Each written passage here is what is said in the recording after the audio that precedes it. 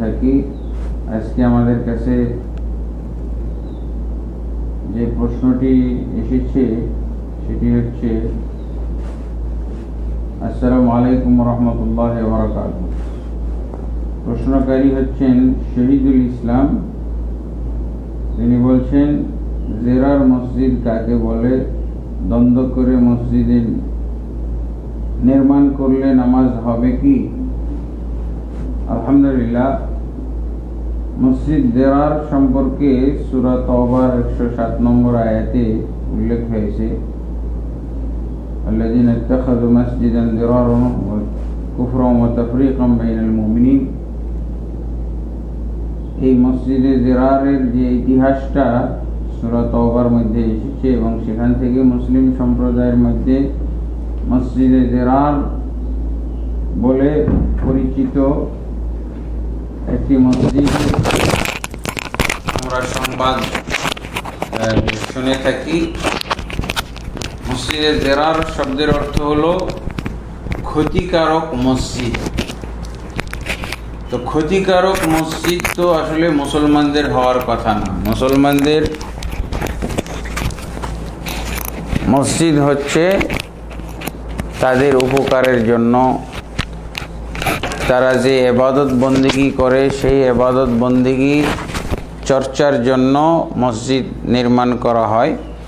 আর যারা সত্যিকার মুনাফিক তারা তো আসলে আল্লাহর ইবাদত করে না,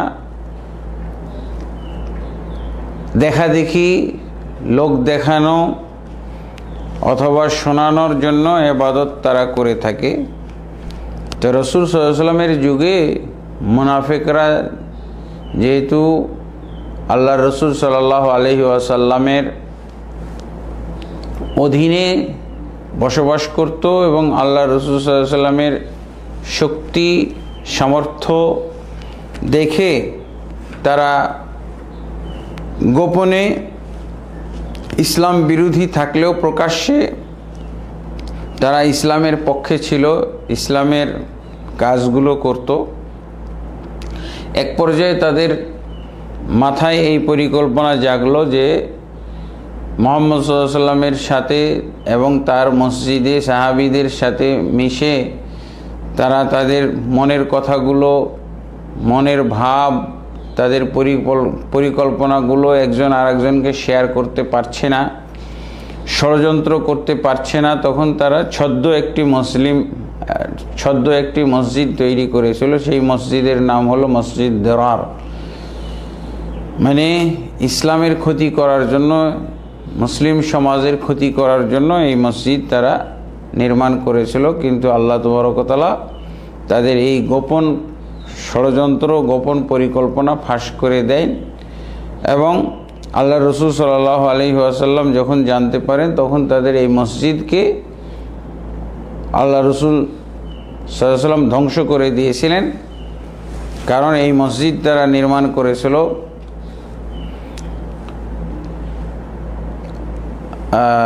ক্ষতি করার জন্য। আল্লাযীনা ইত্তাখাযু মাসজিদান দিরারান ওয়া কুফরান ওয়া তাফরীকান বাইনাল মুমিনিন। তারা মসজিদ নির্মাণ করেছিল ক্ষতি সাধনের জন্য এবং কুফরি চর্চার জন্য এবং মুমিনদেরকে ভাগ করে ফেলার জন্য এবং আল্লাহ এবং আল্লাহর রসুলের যারা বিরোধী,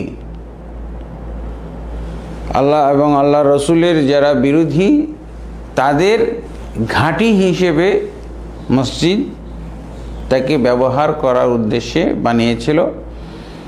তো আল্লাহ রসুল সাল্লাল্লাহু আলাইহি ওয়াসাল্লাম যখন তাদের দুরভিসন্ধি সম্পর্কে জানলেন তখন সাহাবায়ে কেরামকে আদেশ দিয়ে সেই মসজিদ ধ্বংস করে ফেলেছিলেন। এটাই হলো মসজিদে দিরার এবং তার ইতিহাস, যা সূরা তাওবার মধ্যে আল্লাহ উল্লেখ করেছেন।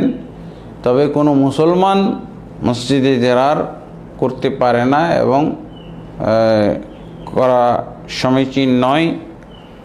কিন্তু অনেক সময় দেখা যায় যে মসজিদ কমিটি, মুসল্লি এদের মধ্যে দ্বন্দ্ব হয়ে পূর্বের মসজিদ থেকে আলাদা হয়ে নতুন করে মসজিদ বানায়।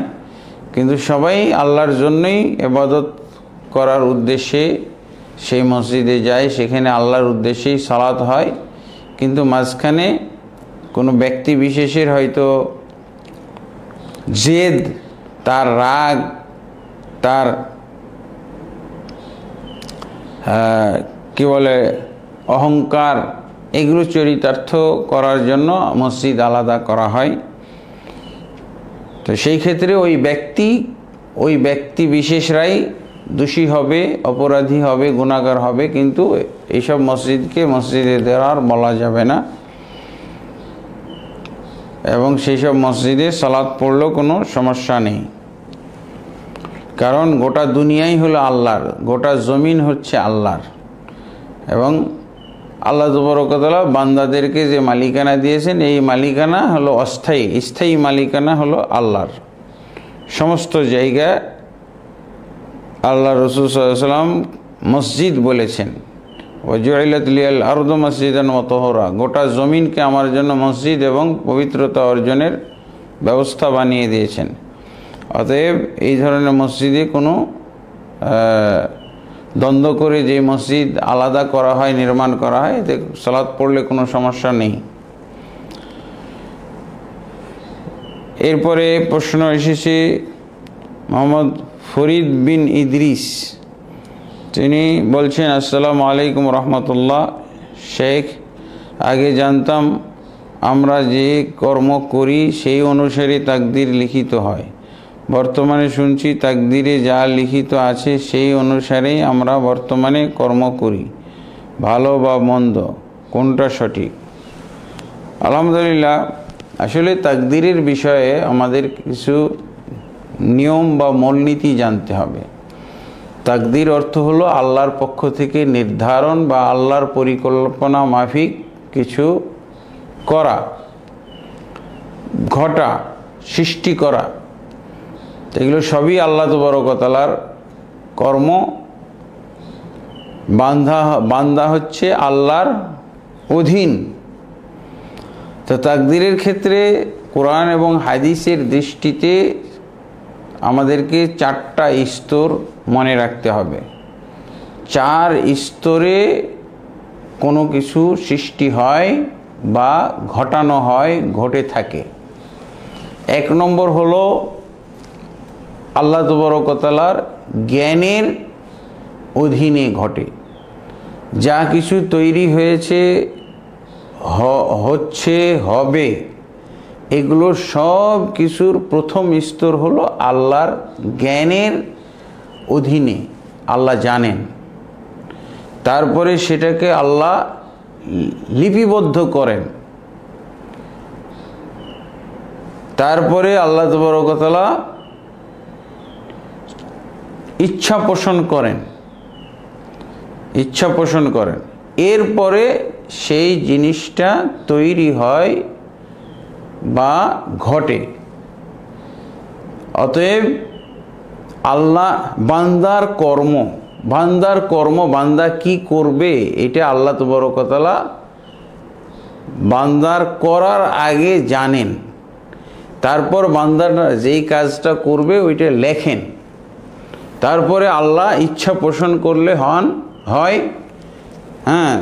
ইচ্ছা পোষণ করেন এবং তারপরে সেটা ঘটে। অতএব বান্দার এখানে কোনো প্রভাব নাই। তবে আল্লাহ তাবারক ওয়া তাআলা বান্দাকে কোনো কিছু করার ইচ্ছা এবং ক্ষমতা দান করেন, কিন্তু সেই ইচ্ছা আর ক্ষমতা আল্লাহ তাকদীরের যে 4টা স্তর বর্ণনা করা হলো, এই স্তরের আওতায় এগুলো সীমাবদ্ধ। অতএব আমরা বলবো যে বান্দা যেই কাজটা করেন, এই কাজটা তার করা সম্ভব নয় আল্লাহর ইলম ছাড়া। আল্লাহ জানেন যে এই কাজ সে করবে, তারপরে করবে দেখেই আল্লাহ সেটা লিখেছেন। তারপরে আল্লাহ তাবারক ওয়া তাআলা সেটা ইচ্ছা পোষণ করলে ঘটে, ইচ্ছা পোষণ করেন তখন ঘটে, করে। আর এই হলো অবস্থা। তাহলে এর বাইরে কিছু সৃষ্টি হয় না, এই নিয়মের বহির্ভূত কিছু ঘটে না। তাহলে অবশ্যই আল্লাহ তাবারক ওয়া তাআলার তত্ত্বাবধানে, আল্লাহ তাবারক ওয়া তাআলার নির্ধারণ তাকদীর অনুযায়ী বান্দা কাজ করে থাকে এবং সেটার জন্য আল্লাহ তাবারক ওয়া তাআলা বান্দাকে ইচ্ছা শক্তি দান করেন, সামর্থ্য দান করেন এবং সেটা আল্লাহর এই চারটা স্তরের মধ্য দিয়ে ঘটে থাকে। এরপরে প্রশ্ন হচ্ছে আরিফুল ইসলাম সুমন, তিনি প্রশ্ন করেছেন, আমার প্রশ্ন, সূরা কাহাফ জুমার দিন সন্ধ্যার পরে পড়া যাবে? সন্ধ্যার পরে পড়া যাবে না, বা পড়লে জুমার দিন পড়ার ফজিলত পাওয়া যাবে কি না? আলহামদুলিল্লাহ, জুমার দিন বা ইসলামে আরবি ভাষায়, আরবি পরিভাষায় একটা দিন বলা হয় সূর্য ডোবার পর, অর্থাৎ বৃহস্পতিবার যখন সূর্য ডুবে গেল তখন সেটাই জুমার দিন শুরু হয়ে গেল এবং সূর্য ডুবার সাথে সাথেই পরবর্তী দিন এসে যায়। তাহলে সূর্য যখন ডুবলো এটাকে জুমার রাত বলা হবে, আর সূর্য উঠলে এটাকে জুমার দিন বলা হবে। তো সাধারণত সূরা কাহাফ পাঠ করার ক্ষেত্রে যেটা বোঝানো হয়েছে সেটা হলো দিনের বেলা, জুমার দিন দিনের বেলা খুতবার পূর্ব পর্যন্ত, খুতবা শুরু হওয়ার পূর্ব পর্যন্ত সূরা কাহাফ পড়ার যে ফজিলত এসেছে সেটা পড়বে। তবে অনেকেই বলছেন যে কেউ যদি সূর্য ডোবার, বৃহস্পতিবারে সূর্য ডুবলে যেহেতু জুমার দিন শুরু হয়ে যায়, তখন থেকে যে কোনো সময়ে সূরা কাহাফ পড়লে সেই ফজিলত সে অর্জন করবে। আর ফজিলতটা হচ্ছে বিভিন্ন হাদিসে এসেছে, যেমন সহিহ মুসলিমের মধ্যে এসেছে, যে ব্যক্তি সূরা কাহাফের প্রথম 10 আয়াত মুখস্থ করবে বা আয়াত্ত করবে, সেই ব্যক্তিকে দাজ্জালের ফিতনা থেকে রক্ষা করা হবে। আবার কোনো বর্ণনা আছে যে ব্যক্তি সূরা কাহাফ পড়বে জুমার দিন, তার জন্য 2 জুমার মাঝের দিনগুলো আলো দান করা হবে, অর্থাৎ সে আলোকিত জীবনযাপন করতে পারবে। এমনিভাবে আরও হাদিস এসেছে যেগুলোর মধ্যে কোনোটা জয়ীফও বলা হয়েছে। যে ব্যক্তি জুমার দিন সূরা কাহাফ পড়বে তাকে যে কোনো ধরনের ফিতনা থেকে রক্ষা করা হবে, এমনকি বা 8 দিন পর্যন্ত তাকে বিভিন্ন ধরনের ফিতনা থেকে রক্ষা করা হবে, এমনকি দাজ্জালের ফিতনা থেকেও, ইত্যাদি হাদিসগুলো এসেছে।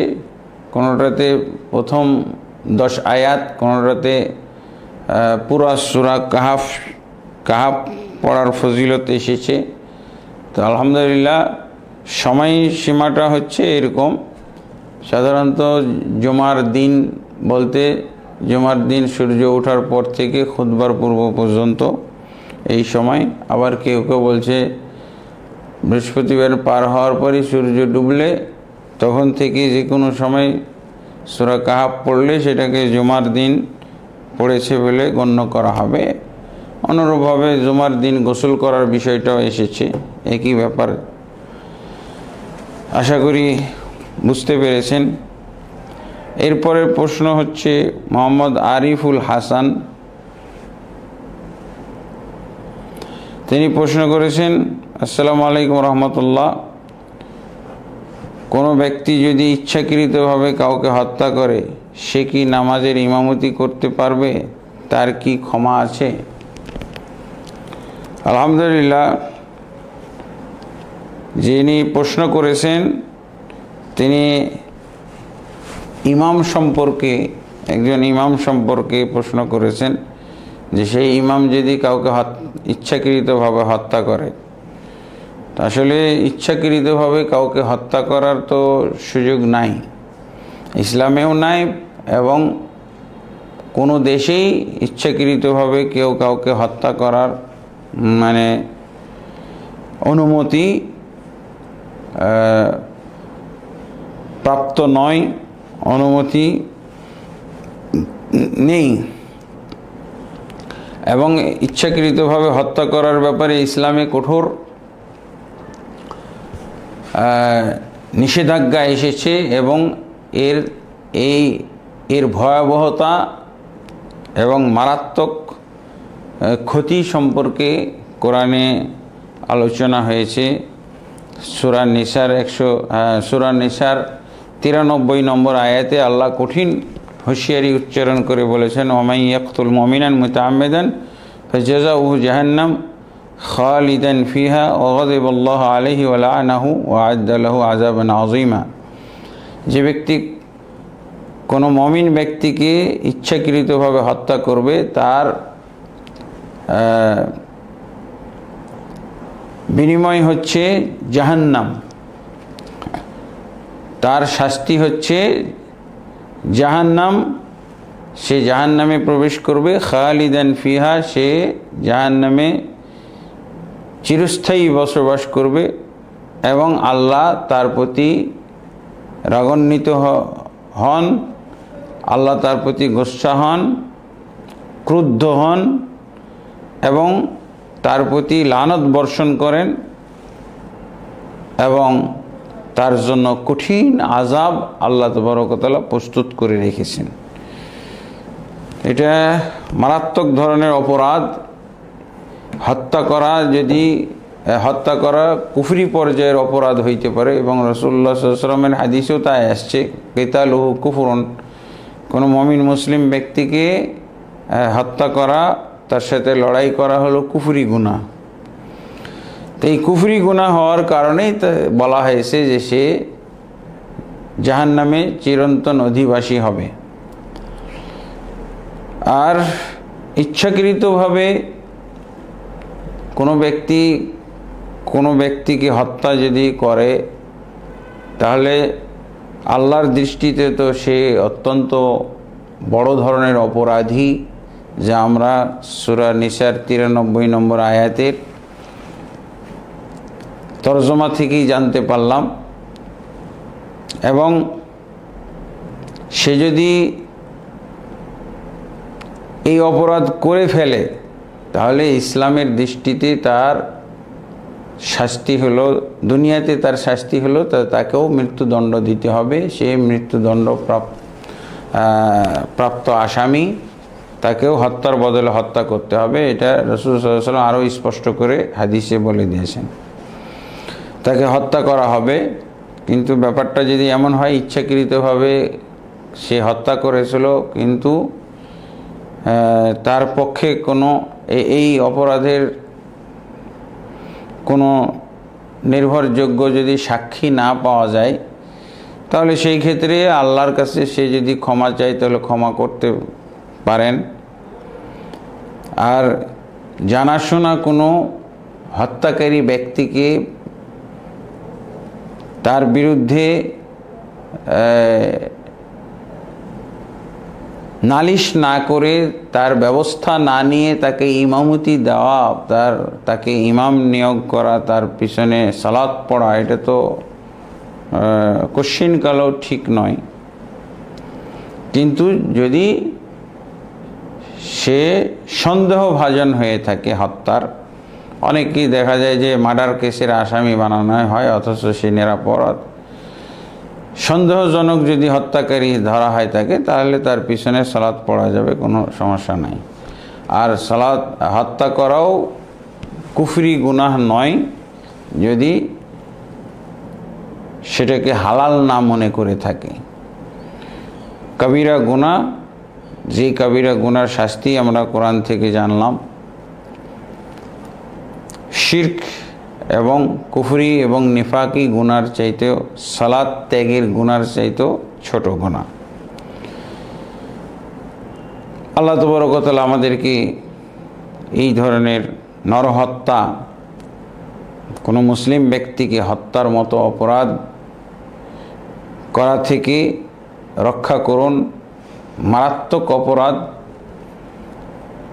জাহান্নামের চিরন্তন অধিবাসী হওয়ার এবং কঠিন শাস্তির আল্লাহ যে হুমকি দিয়েছেন তার আওতায় আসতে হবে।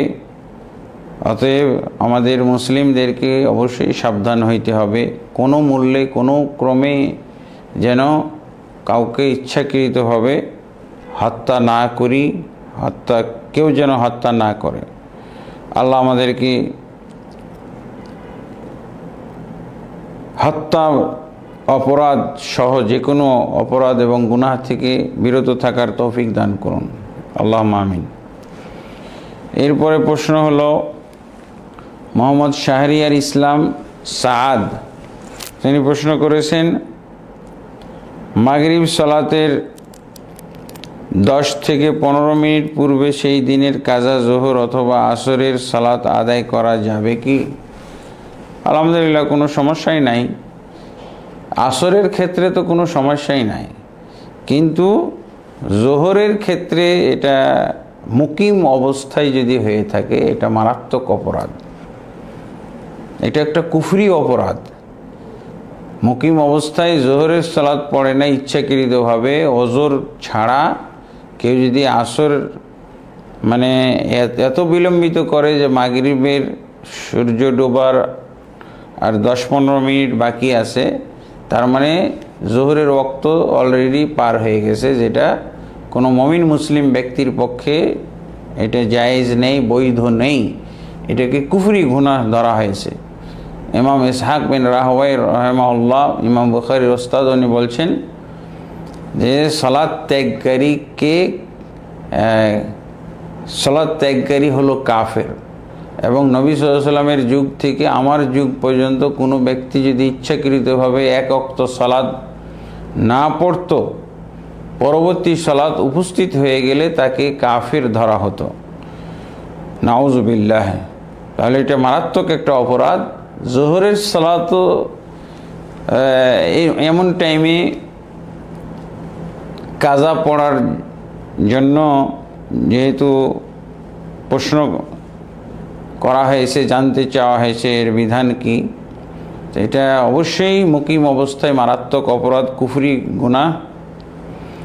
আর মুসাফির অবস্থায় জোহর পড়ে নাই, জোহরকে আসরের সাথে পড়ার উদ্দেশ্যে, এবং যখন সে পড়ার সময় পেল, সুযোগ পেল, তখন দেখা যাচ্ছে যে সূর্য ডোবার 15-20 মিনিট বাকি আছে বা 10-15 মিনিট বাকি আছে, এতে কোনো সমস্যা নাই।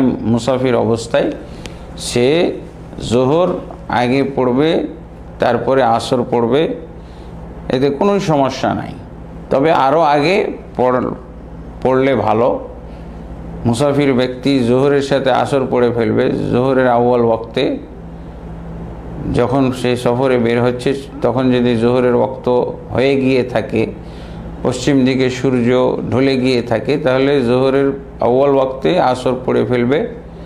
বাড়িতে পড়লে 2 ওয়াক্তই পুরা পড়বে, আর 4 রাকাত করে। আর যদি জোহরের ওয়াক্ত না হয়ে থাকে, ওয়াক্ত শুরু হওয়ার আগেই সফর শুরু করেছে, তাহলে জোহরের সালাতকে আসরের সাথে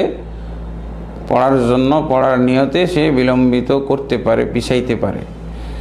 তবে পিছানোটা এত পিছানো ঠিক হবে না। 10 থেকে 15 মিনিট বাকি আছে সূর্য ডোবার, আরও আগে পড়ে ফেলতে হবে। পারলে আসরের আউয়াল ওয়াক্তে পড়ে ফেলবে। আর যদি সুযোগ না পাওয়া যায়, অথবা এমন এক পরিস্থিতি দাঁড়িয়েছে যে সে সূর্য ডুবার 15-20 মিনিট আগে বা 10-15 মিনিট আগে 2 ওয়াক্ত সালাত একত্র করে পড়ার সুযোগ পেয়েছে, তো সেই সময়ই পড়ে ফেলবে, কোনো সমস্যা নাই। ফরজ সালাতের জন্য কোনো নিষিদ্ধ ওয়াক্ত নেই। নিষিদ্ধ ওয়াক্ত হলো সুন্নত এবং নফল সালাতের ক্ষেত্রে। আল্লাহ তাবারক ওয়া তাআলা আমাদেরকে সঠিকটা বুঝার এবং আমল করার তৌফিক দান করুন, আল্লাহুম্মা আমিন। এরপরে প্রশ্ন ফখরুজ্জামান মজুমদার, তিনি প্রশ্ন করেছেন, লম্বা প্রশ্ন করেছেন। আসসালামু আলাইকুম শেখ, জামাতবদ্ধ জীবন বলতে কি বুঝায়? কোনো শেখ বলছেন একটি জামাত থেকে বিচ্ছিন্ন হয়ে আরেকটি জামাত হয়ে গেলে তখন আর কোনো জামাতে যোগ দেওয়া যাবে না, কিন্তু গত কয়েকদিন আগে এক শেখ বলেছেন প্রথম যে জামাত, ওই জামাত থেকে বিচ্ছিন্ন হতে হতে সর্বশেষ একজন থাকে, সে একাই একটি জামাত। হাদিসের ব্যাখ্যায় এটাই বোঝায়। আমরা যারা কোনো জামাতে নেই, আমাদের কি করা উচিত? আমরা প্রথম যে জামাতে ছিলাম সেই জামাতে যোগ দেব নাকি একাই থাকব? আলহামদুলিল্লাহ, জামাতবদ্ধ জীবন বলতে উদ্দেশ্য হলো, জামাত শব্দটা একটা পরিচিত ইসলামী পরিভাষা এবং খুবই গুরুত্বপূর্ণ পরিভাষা। জামাতবদ্ধ জীবন যাপন করা এটা হলো ফরজ, যেমনভাবে সালাত ফরজ, যেমনভাবে যাকাত ফরজ, যেমনভাবে হজ উমরা সিয়াম ফরজ, এরকমভাবে জামাত ফরজ, বায়াত করা ফরজ। কিন্তু এই জামাতের অস্তিত্ব, এই জামাতের ফিগারটা আমাদেরকে জানতে হবে। জামাতের 2 ধরনের অস্তিত্ব, একটা হলো একাকী জামাত হইতে পারে। একাকী জামাত কখন? যখন রাষ্ট্রীয় জামাত থাকবে না। রাষ্ট্রীয় জামাত আর একাকী জামাত, এই 2টা জামাত হলো। আর একটা হলো মসজিদ বা সালাতের জামাত, আর সফরের জামাত, মাঠে ময়দানে থাকার জামাত। এরকম মোটামুটি 10 প্রকারের মতো জামাত রয়েছে। তার মধ্যে যেই জামাত আঁকড়ে ধরার কথা বলা হয়েছে সেটা হলো রাষ্ট্রীয় জামাত। ইসলামী রাষ্ট্র আছে, সেই ইসলামী রাষ্ট্রের সমস্ত জনগণ এক জামাতবদ্ধ, ওই খলিফা বা আমির বা রাষ্ট্রপতির অধীনে, এবং তার নেতৃত্ব মেনে নেওয়ার জন্য, তার নেতৃত্ব মানার জন্য বায়াত করারও ইসলামে নিয়ম আছে এবং এটাও ফরজ। আর যদি কোনো রাষ্ট্রীয় জামাত না থাকে তাহলে সেই ক্ষেত্রে শুধুমাত্র স্থায়ী জামাত হলো মসজিদের জামাত, আর অস্থায়ী জামাত হলো সফরের জামাত। সফর থেকে আসবে জামাত শেষ, মানে যে কয়জনে একত্র সফরে যাবে তারাই জামাত। অথবা মাঠে ময়দানে যদি কাজ বিশেষে থাকতে হয় তাহলে মাঠে যে কয়জন আছে তারা জামাতবদ্ধ থাকবে। এছাড়া কোনো মুকিম অবস্থায় ইসলামী রাষ্ট্র না থাকলে একাধিক জামাত গঠন করা এটা ইসলামে হারাম, নিষিদ্ধ। সেই ক্ষেত্রে শুধুমাত্র আদর্শিক জামাত থাকবে, সেটা হলো মানহাজ, আল্লাহ রসুল সাল্লাল্লাহু আলাইহি ওয়াসাল্লামের তরিকা এবং মানহাজ অবলম্বনের জামাত, অর্থাৎ কোরআন সুন্নাহ আঁকড়ে ধরার জামাত। যখন মানুষ বিভিন্ন দলে বিভক্ত থাকবে তখন কোরআন সুন্নাহ যারা মানবে তারাই জামাত। সে একজন হইলেও হক, বেদাতীদের মধ্যে যে হক মানে সেই হলো জামাত। ইবনে মাসউদ রাদিয়াল্লাহু আনহু ব্যাখ্যা অনুযায়ী, হুম আহলুল হাক্কি ওয়ালাউ কুনতা ওয়াহিদান, জামাত হচ্ছে হকপন্থীদের, বিভিন্ন বেদাত এবং শিরকে ভেজালের মধ্যে লিপ্তদের মধ্যে যে হকপন্থী হবে সেই হলো জামাত। ওয়ালাউ কুনতা ওয়াহিদান, যদিও সংখ্যায় একজন হয়। এটা হলো আদর্শের জামাত, এটা হলো মানহাজের জামাত, তরিকার জামাত। আর ফিগারগত জামাত হলো রাষ্ট্রীয় জামাত। কিন্তু যে ব্যক্তি বলেছেন যে একটি জামাত থেকে বিচ্ছিন্ন হয়ে আরেকটি জামাত হয়ে গেলে তখন আর কোনো জামাতে যোগ দেওয়া যাবে না, এটা মসজিদের জামাতের ক্ষেত্রে কোনো সমস্যা নাই। কিন্তু মানে এক জামাত দ্বিতীয় জামাত তৃতীয় জামাত হইতে পারে, কিন্তু এই যে সামাজিক ক্ষেত্রে যে জামাত গঠন করা হয়, যেটাকে আমরা সংগঠন বলি, সাংগঠনিক যে জামাত, এই সাংগঠনিক জামাত এটা হলো ইসলামের মধ্যে যেহেতু একাধিক জামাতের কোনো সুযোগ নেই, একাধিক জামাতকারীরা সবাই ভুলের মধ্যে রয়েছে এবং এটাকে বিদআত ধরা যেতে পারে, অপরাধ।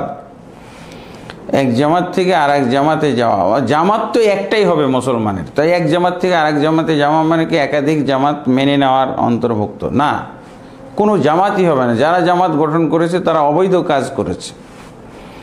একাধিক জামাত, এক জামাত ছেড়ে আর এক জামাতে যাওয়ার কোনো সুযোগ নাই।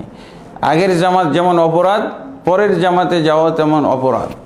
আপনি অবশ্যই রাষ্ট্রীয় জামাত থাকলে সেই জামাতের সাথে থাকা, বিদ্রোহ না করা, কোনো একই রাষ্ট্রের মধ্যে আরেক রাষ্ট্র গঠনের মতো আপনি কারো নেতৃত্বে একত্রিত হবেন, এটা হলো নিষিদ্ধ, হারাম, জামাত বহির্ভূত কাজ।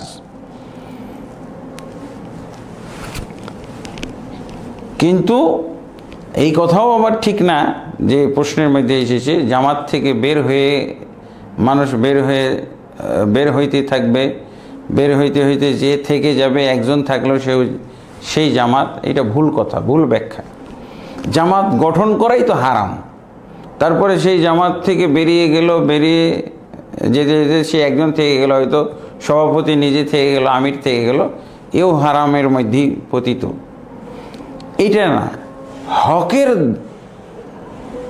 দল বা হকের ওপরে প্রতিষ্ঠিত থাকা, যখন সবাই বাতিলের মধ্যে চলে গেছে, সবাই বিভিন্ন দলাদলির মধ্যে বিভক্ত হয়ে গেছে, তখন যে কোনো দলে যায় না, সেই হলো আসল জামাত। অতএব একাধিক জামাত ইসলামের মধ্যে হারাম, নিষিদ্ধ, এবং ইসলামী জামাতের ক্ষেত্রে অবমাননা, বিদ্রোহ। শেষে আপনি বলছেন যে আমরা যারা কোনো জামাতে নেই আমাদের কি করা উচিত। হ্যাঁ, আপনারা যদি বাংলাদেশের প্রেক্ষাপটে হয়, ভারত বাংলাদেশের প্রেক্ষাপটে, তাহলে কোনো জামাতে নেই, এটি হলো সঠিক অবস্থান।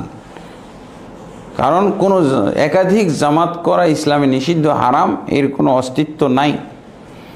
জামাত বলতে এক জামাত হবে, রাষ্ট্রীয়ভাবে, অথবা হকপন্থীর জামাত। হকপন্থী যখন বাতিল, বহু জামাতে বিভক্ত হয়ে গেল, তখন কোনো জামাতে না যাওয়াটাই হলো আসল জামাত। এটা হলো আদর্শিক জামাত, এটা হলো মানহাজের জামাত, এটা হলো তরিকার জামাত। তা আপনি যদি কোনো দলে না গিয়ে থাকেন, অথবা বুঝার পর যদি কোনো দল ত্যাগ করে থাকেন, তাহলে আপনি অবশ্যই সঠিক কাজ করেছেন। আপনি এই অবস্থায় থাকেন, এটাই হলো একটা জামাত, সেটা হলো আদর্শের জামাত, মানহাজের জামাত। কোনো জামাতে যোগ দিলেই আপনি অবৈধ এবং হারাম চর্চার মধ্যে পড়ে যাবেন। আশা করি বিষয়টা বোঝা গেছে। এই ব্যাপারে আমার লিখিত যে বই আছে, এই বইটা পড়লে আরও ক্লিয়ার হবে শরঈ জামাত ও সাংগঠনিক জামাতের মধ্যে পার্থক্য কী। তো এই বিষয়গুলো নিয়ে আমরা বিরাট গোলক ধাঁধার মধ্যে আসি। প্রায় বলা যায় 1999 জন আমরা ভেজালের মধ্যে পড়ে আসি। হয়তো একজন আমরা এই জামাত সম্পর্কে ক্লিয়ার কনসেপ্টের মধ্যে আসি কিনা বিরাট সন্দেহের ব্যাপার। কি আলেম, কি জাহেল, কি শিক্ষিত, কি মূর্খ, সবার একই রোগ। আল্লাহ তাবারক ওয়া তাআলা আমাদেরকে বুঝার তৌফিক দান করুন। এবং এই ব্যাপারে ক্লিয়ার কনসেপ্ট নিতে হলে আমার লিখিত বই আপনারা পড়তে পারেন। বিভক্তির আবর্তে মুসলিম জাতি, সাম্প্রতিককালে সাংগঠনিক বিভক্তি ও ঐক্যের সূত্রাবলী। আল্লাহ তাবারক ওয়া তাআলা আমাদের সবাইকে জামাতের ক্ষেত্রে বিক্ষিপ্ত বুঝ ব্যবস্থা থেকে বাঁচার এবং জামাতের ক্ষেত্রে স্পষ্ট জ্ঞান সহকারে আমাদের অবস্থান গ্রহণ করার তৌফিক দান করুন। আল্লাহুম্মা আমিন। আস্তাগফিরুল্লাহ লি ওয়া লাকুম ওয়া লিসাইরিল মুসলিমিন ফাস্তাগফিরুহু ইন্নাহু হুয়াল গফুরুর রহিম। আজকের মতো আমাদের এখানেই প্রশ্নোত্তর পর্ব সমাপ্ত হলো। ইনশাআল্লাহ আগামী শনিবার আবার এই প্রোগ্রামে আপনাদের সাথে দেখা হবে। আসসালামু আলাইকুম ওয়া রাহমাতুল্লাহি ওয়া বারাকাতুহু।